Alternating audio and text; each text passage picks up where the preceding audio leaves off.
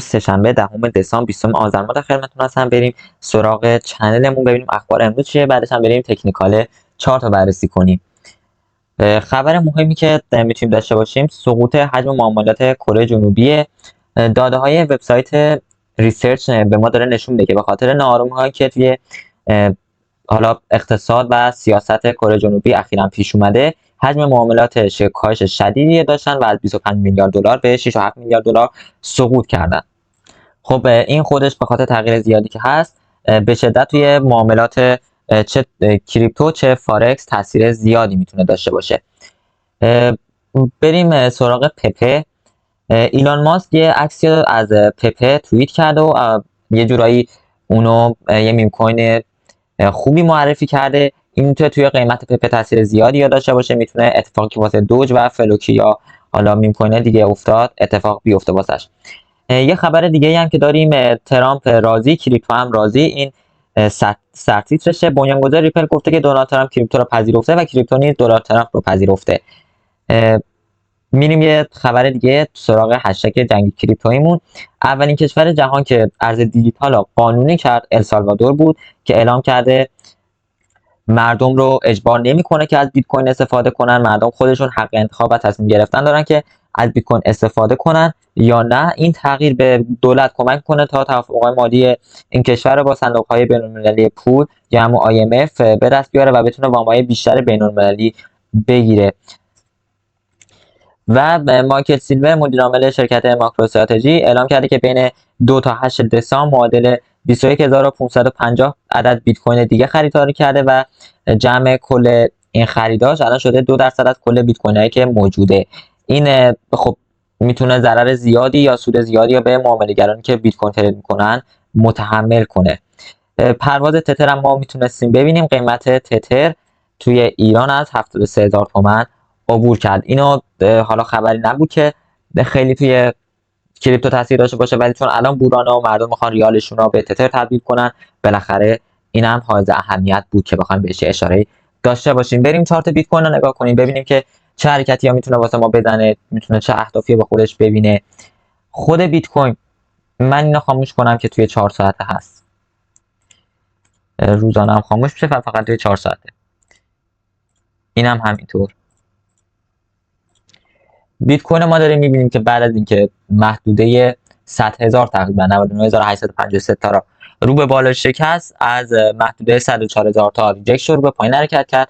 کندل هفتگی که 5 روز و 17 ساعت دیگه بسته میشه کندل قرمزیه، یه شادوی رو به پایین داره. کندل هفتگی قبلی هم شادوی رو به پایینی داشتن. ما یه دید کلی بخوایم بگیریم در یک روند سعودی اصلاح نیاز داریم که الان یه روند سعودی هم الان شکل گرفته که به نظر من میتونه این روند ادامه دارتر باشه. خیلی الان کوتاه 2-3 تا کندل زدیم، این روند خب بیشتر بوده، حداقل 4 تا نیاز بوده، ولی حالا ما 3 تا کندل سعودی پرقدرت زدیم. یه اصلاح یا نیاز داریم. حالا این اصلاح میتونه زمانی باشه، میتونه قیمتی باشه. اصلاح قیمتیش لول اولمون 90,000 تاست، لول بعدیمون هم تا 80,000 تا یا 79,500 تا پایین میاد. اصلاح زمانیش هم که میتونه تا حالا تقریبا دسامبر که تموم بشه، 1 ماه بعد از دسامبر یعنی بعد از کریسمس یا 2 ماه میتونه ادامه دارتر باشه. این رنج بستگی داره ببینیم چقدر میخواد این هولوش بازی کنه، ولی کلیاتش خطوط چینش و گارد سعودی دارن، شیب خطوط هم سعودیه، ADX هم حجم داره. ابر یک کوچولو انگار میخواد فلت بشه، 0 درجه رو با خودش ببینه، ولی کلیات سعودی ها داره. بریم توی روزانه رو بخوایم یه نگاهی بندازیم. کندلا خب تقریبا شادوهاشون زیاد شده، مخصوصا بعد از این کندلی که اتفاق افتاد یکم تحلیل کردن واسه ما سخت‌تر شد.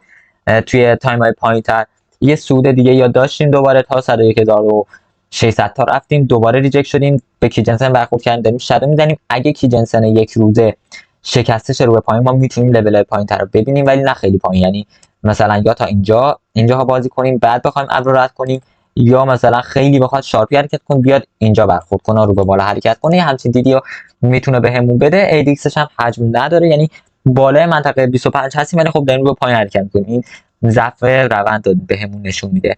سراغ 4 ساعتی که بخوایم بریم، اینا حذف کنید. من چند تحلیل روزا قبل هم بهتون گفتم اینا حذف کنید، انگار اصلا همچین چیزی وجود خارجی نداره. و کندلا اینجا بودن، من یه بار دیگه چیز کنم، کندلا اینجا بودن و یه دفعه مثلا حالا یه دیتای پاک شده این وسط، مثلا کندلا اینجا باز شده، یعنی یه همچین چیزیه شما در نظر بگیرید.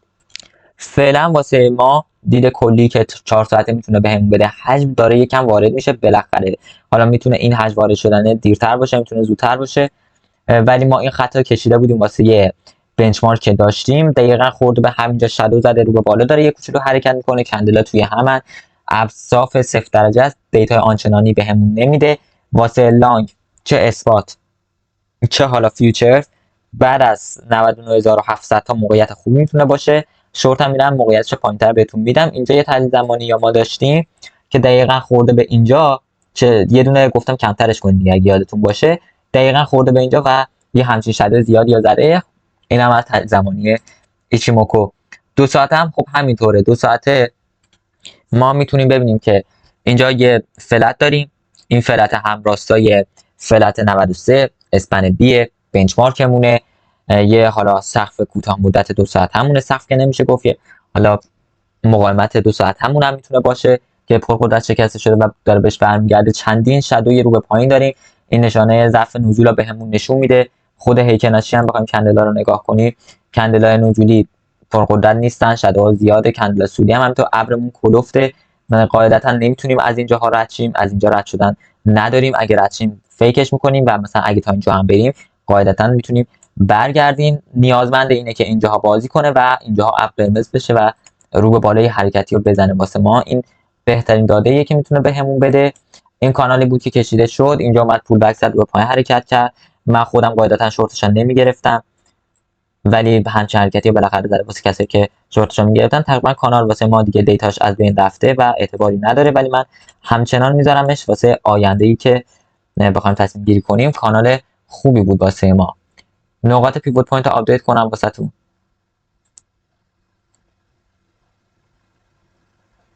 این نقاط پیوت پوینتیه که میتونیم داشته باشیم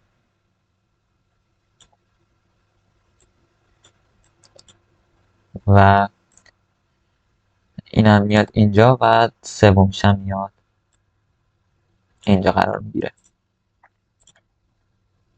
خاموش کنم. پس واسه یه ساعت ما یه کلاس نزولی رو انجام دادیم توی تنکان سناکی جنسن. کلاس خطوط 6093 اصلا خوب نبود، این سعودی بود، این یه دفعه شیر برداشت، شادوها زیاد، اصلا دیتای خوبی بهمون نمیده. واسه اینکه بخوان ردشن توی یه ساعت جا دارن، میتونن از اینجا بیان راحت ردشن و رو به بالا حرکتی رو داشته باشن.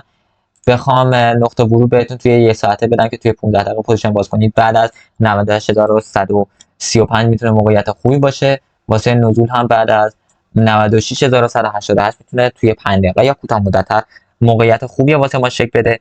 فعلا نسبت کندلای قرمز به سبز و سبز به قرمز خوب نیست، شرایط مناسب نیست، فاصله توی هم قرار گرفتن، فاصله خود خطوط با هم و کندلا همگی یه حالت فشردگی انجام دادن. این فشردگی واسه ما میتونه مثبت باشه که به یه جهت بالاخره بازار رو حرکت میده، مثل اینجا که فشردگی بود بر به پایین حرکت داد با استفاده از تحلیل زمانی هم که داشتیم. فعلا دید آنچنانی بهم نمیدن که بخوان حرکت خاصی انجام بدن، مگر اینکه حرکتی باشه که توی تحلیل قرار نگرفته باشه. آلت کوینامون ریست شدن بعد از حرکتی که زد، انقدر ریخ و شادو کرد به بالا حرکت کرد. آلت کوینامون حالت کارخونه برگشتن و یه ریست فکتوری واسه خودشون شکل دادن، 20% ریختن. این میتونه واسه کسایی که دنبال موقعیت بودن نمیدونستن کجا اقدام به خرید کنن الان موقعیت خوبی باشه. فعلا ADX هم داره از منطقه اشبار به پایین حرکت میکنه. من دید کلیم سعودیه تا زمانی که خلافش ثابت شه، کلا هم سعودی بود، مگر اینکه حالا اصلاح یا بخواد واسه ما انجام بده یا شکل بده. ولی شرایط ها میبینیم شرایط جوریه که انگار به نزول نیست. بریم 4 ساعته دامیننس یه پرتاب رو به بالا داشت، دقیقا اومد به 57.27 برخورد کرد، شادو زد، حالا داره رو به پایین حرکت میکنه. یه جون روندی اینجا ازش گرفته شده، ولی یه کندل به شدت بزرگی هم زده شده که تونسته یه همچین روندی رو بره. فعلا دیدی که بخواد بهم بده میتونه دیده اینجوری باشه که ما اینجا یه رنج بزنیم، دوباره مثلا بخوایم به بالا حرکت کنیم، چون یکم حرکتش مناسب نبوده به نظر من، خیلی شارپی بوده، شادوهای زیادی هم زده شده. اینجا فلت هم هست، میتونه به فلت یه پولبکی رو بزنه. کراس انجام شده، همراسته روند کراسی هم هست، ADX وارد منطقه اشباع شده، ولی رد کردن اینجا میتونه لازمه این باشه که پرقدرت باشه. دوباره شادوها و نقطه زنی زیادی رو کرده، باید قوی ردش کنه اگه بخوایم بگیم دیدمون سودی بشه. واسه شورت بعد از اینجا توی 1 ساعته، واسه لانگ هم بعد از اینجا میتونه موقعیت خیلی خوبی واسه ما شکل بده که بخوایم یه دید کلی‌ها نسبت به حرکتمون داشته باشیم. این تحلیل دامیننس بود نسبت به شرایط و آلت‌کوین‌ها. اقدام پوزیشن بکنید و بریم دامیننس تتر ببینیم دامیننس تتر چه حرکتی زده. دامیننس تتر هم مستثنا نیست و دقیقاً همون حرکتی که دامیننس بیت زده رو دامیننس تتر هم زده. خوردیم به 4.12، از اونجا ریجکت شدیم.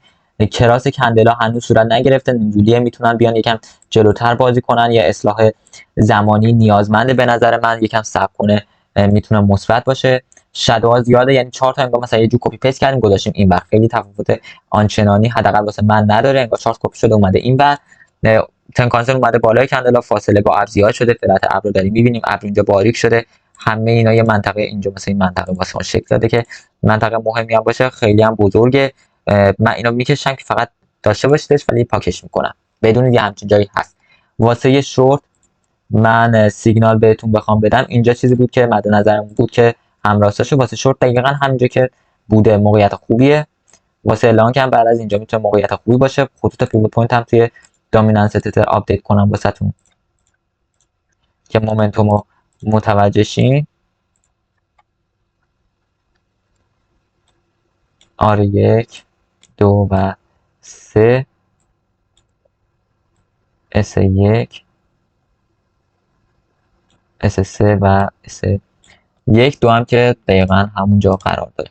این شد تحلیل دامیننس و دامیننس تتر و دامیننس بیت و خود بیت کوین. یه توتال 2 و توتال 3 هم یه نگاهی با هم داشته باشیم.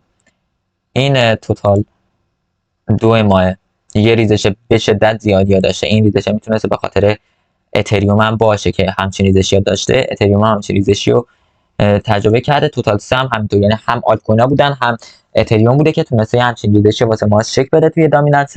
توی توتال 2 فعلا دیدی که بخواد بهمون بده. من خطوط آپدیت کنم، خیلی وقت این خطوط آپدیت نشده. ما سقف ماهیانمون رفته بودیم، کف ماهیانمون رو خیلی وقت شکسته بودیم. واسه ماهای قبل یه فاصله زیادی گرفتیم. من اینجاها بهتون نقطه ورود داده بودم توی تایم پایین‌تر. تا اینجا رو آلت‌کوینا خیلی موقعیت خوبی هم میتونستید بگیرید. تقریبا تا 2 تریلیون هم نزدیک شدیم. خیلی فاصله یا نداریم که بخوایم یه حرکت پامپ دیگه یا داشته باشیم. فعلا به کف هفتگی برخورد کردیم، میتونه ریجکت شه. باید دید چه سمتی ها میتونه ببینه به خودش. اگه از اینجا ریجکت رو به پایین، خب خود بیت کوین قاعدتا شاید بهتر باشه. آلت‌کوین های دیگه باید نسبت به شرایط چکش کرد. فعلا سقف و کف کانال داریم بازی میکنیم، باید نسبت به این تصمیم بگیریم. 1 ساعت هم بخوام برم موقعیت بدم، اینو در نظر بگیرید واسه لانگ، اینو در نظر بگیرید واسه لانگ و شورت هم که بعد از اینجا میتونه موقعیت خوبی واسه ما باشه. این دوتا موقعیت هایی که میتونه نسبت بهش پوزیشن بهمون بده. این واسه توتال 2 بود. توتال 3 هم به همون صورته. اینجا میتونه موقعیت خوبی واسه لانگمون توی توتال 3 باشه. ولی توتال 2 واسه اینکه بخوام پوزیشنمون رو باز کنیم، حالا کوتاه مدت فیوچرز یا بلند مدت اسپات ریسکی، اینجا میتونه خوب باشه. دقیقش میتونه اینجا 1.65 تریلیون باشه. امیدوارم تحلیل واسهتون مفید بوده باشه. اگه نظری انتقادی دارین توی کامنت میتونید بنویسین. اگر تحلیل خودتون رو میتونید لایک کنین. اگر هم هر نظر دیگه ای دارین میخواین کوینی واسهتون بررسی کنم، میتونین توی کامنت واسه من بنویسین. اگر هم کلا تحلیل خودتون من میتونید دیسلایک کنین. موفق و پیروز باشید.